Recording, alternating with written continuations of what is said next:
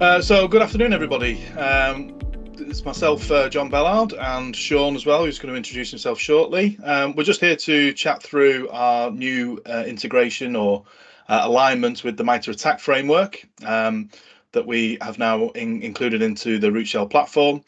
So I'm just going to cover from my perspective, and for anyone that knows me, is I'm the head of product here at Rootshell for the platform. And I was tasked with quite a unique issue from Sean and from obviously a sort of an industry call as well, really, around improving the way that our red team assessments are visualized in the platform. And so it was quite a nice task, and it was quite a good scope that we went through in the end. So obviously, from my perspective, I had to know exactly what the initial requirements were for this feature. Mitre Att&ck, we've all been aware of for a number of years, and how it's been used in the industry, but bringing that into the platform just made absolute sense, and was the next step to be done there. So bringing that into the platform, really quite a really good integration that the guys have done there, using the tools and the resources available from Mitre. So thank you very much to them. And we're able then to align any vulnerability or issue that the guys raise, which Sean can go through in just a moment, against those different tactics and techniques and procedures. And then visualizing that in the platform is a really key way for us to do that, and we'll go through that in just a moment's time.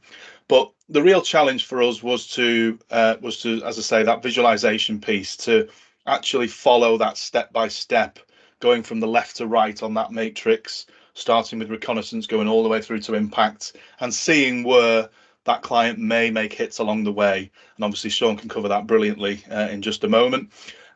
So that was a real core thing for us. Our guys were looking out for different visuals that we can use, something that's really super clear and not convoluted, was a real key thing for us. So having the way that it's now displayed in the platform, I think is really hitting home with a lot of our clients, and again with our pen testers as well, because it's not just the client that benefits from this. It's obviously the testers themselves that are actually conducting that information and conducting that assessment and getting that across to the client. So yeah, it was a real good scoping task, this one, a real different one. And Sean, I think if I just throw over to you, I think at the moment it's gone pretty well. Absolutely. So for those who don't know, my name's Sean Peepel. I'm the VP Global Threat over at Rootshell Security. Myself and John, I suppose really I'm one of his worst nightmares. I come to him with lots of demands and wishes and whines and wants. But being project manager like he is, he has to balance that with what clients want, not just what I want.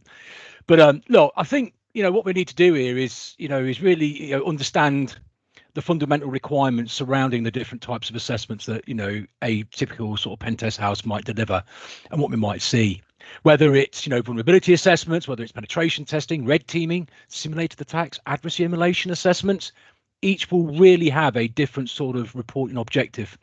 So when you look at red teaming, simulated attack engagements, for example, we are potentially striving to mimic those actions, if you like, of a bad threat actor, aggregating a number of misconfigurations, vulnerabilities, hops and leaps, if you like.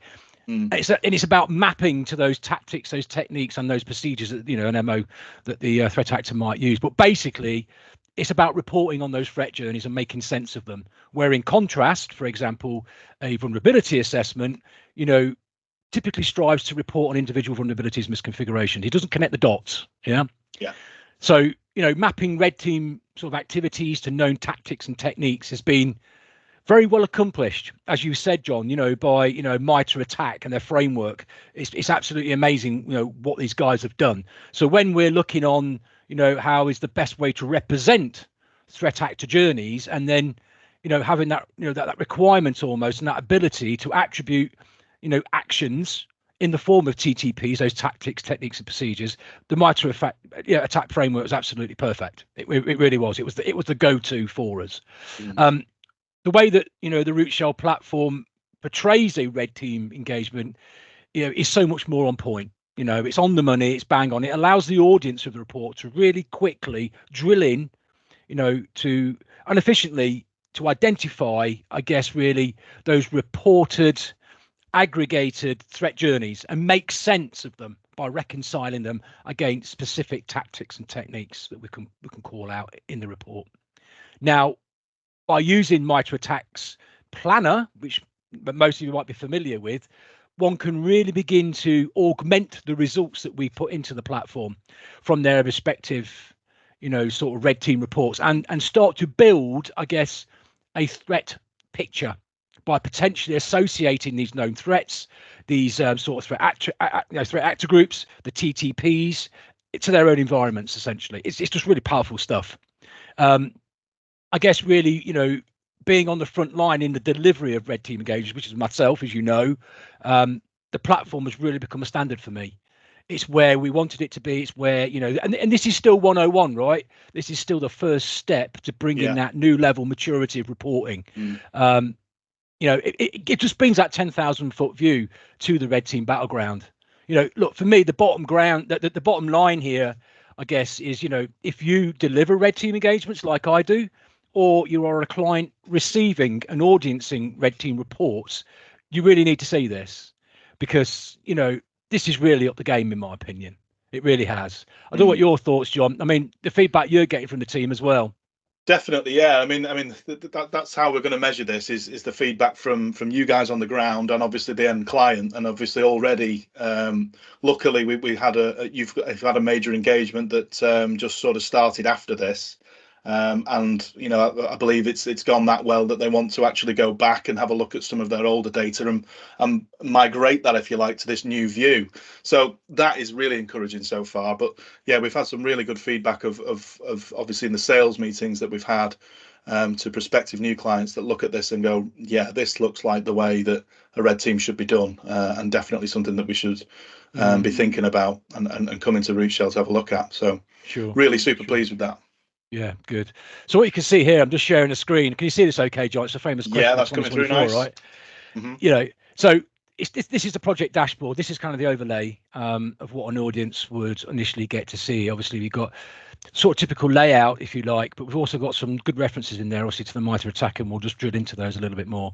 But ultimately, you're going to get those familiar sort of feels to report, the executive summary, positive objectives, positive observations which happen on the test, and obviously some kind of attack narrative, some overview at sea level for the big guys upstairs, so they really understand and where the red team went and what it did. But ultimately, what we've done here is we've mapped it to the 14 different types of sort of tactics, as you can see here. We've got all those tactics which gets pulled in from the Mitre Att&ck framework, and what we do here is actually attribute different augmented vulnerabilities or journeys which we build out as part of each tactic. So if I just literally expand some of these tactics here, you can see I'm having to start building out some of the different sort of techniques, if you like, that sit within these tactics, and it's progressive. Although red teams, appear to be linear, they are very much not, and they could be a sliding scale. You should be swinging and shifting depending on where the TI takes you, where the progress of the report, the scope takes you, or the test takes you. But ultimately, it's about collating that information on the get-go all the time and building this attack picture out and building it out and attributing it to those different tactics and techniques. So if we went into something quite simple like revealing, credentials here, when I pull this up, you can see we've made the attribution here to reconnaissance, obviously gathering victim information, obviously credentials. And this particular case would be harvesting credentials from the dark web. So we really are splintering out now these different elements of a threat journey, if you like, rather than just pulling out individual unique issues or bundling together. Even I've seen in some reports where you don't really make that much sense of them. But this really does bring together that sort of journey. What's also interesting is how we then attribute that into the actual matrix itself. So what you can see here is quite common, that the planner that people often are quite, familiar with if you're a red teamer. And what we got here are the hits, obviously throughout the different sort of tactics where we've actually raised techniques for them. And what we can do here, we can actually drill into that and actually just show the hits across those different tactic sort of headings that we've got, there's 14 there. And what we can see here is how we've actually mapped out this test to these different sort of techniques and tactics, if you like. And how important, Sean, is that for a client to see just that picture, first of all, just how it sort of looks? It really depends on the objectives, obviously, what the client's looking for. If this is more for an APT aligned assessment, and they're trying to understand where do these TTPs that you are, attributing within my environment, where and what could they be attributed to? What we could quickly start doing here using the planner is actually start augmenting and overlaying what we know. And this is about known knowns, right?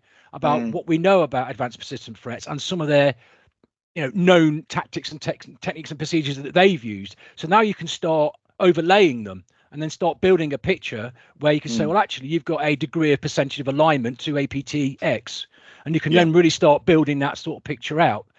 This is also great if you want to start doing adversary emulation, and if you want to take Att&ck and say, look, I want you to take X amount of different sort of tactics and techniques across their sort of modus operandi across that sort of framework, and say, well, can you map them? Then we can almost then start reproducing those and mimicking those actions. So it works in both ways, if that makes sense. So it becomes really powerful when you need to start mapping those TTPs to specific actions within a red team. Yeah. And I think that's where I'm looking to go next with that, aren't we? So the attribution to the different threat groups and things that's available to us. I think that would be a nice logical step to see, depending on how that red team's gone. How do you compare? Are they wanting to actually simulate a specific threat group, or do we start giving them information about threat groups that they just might align to? I think would be really powerful. Yeah, it really depends on the objectives of the tests. What are they looking for? The client, that is. Obviously, this would all come out, early discussions. Obviously, and then you'd base and then you'd enshrine that test within those objectives. It's about listening to the client, really. But the idea is we have listened to the clients, and a lot of our clients have said, no, we want ATP and TTP attribution into our reports. We need to understand in our vertical what are the bad guys doing, or the bad girls, if you like. We need to know what it is and how can you map those. So the Mitre Att&ck sort of framework works really well, and that kind of alignment of integration is just it's priceless, mate. I'm over the moon with it. You ain't off the hook yet though. I've got some more stuff I'm coming to you for. That's the thing. That's the nature of software, isn't it? We start with the version 1 and we look at it and go, it would have been great if it did this. It'd be great if it did that. And so if everybody keeps their eyes peeled, there'll certainly be updates to this in coming sprints that Sean will be badgering me for, no doubt. But that's really good. So thanks very much for taking us through that, Sean. And I hope everyone's seen the benefits of that and get in touch with us and come and have a look for it for yourselves. Absolutely. Excellent. All the best. Thanks for everyone. Cheers, mate.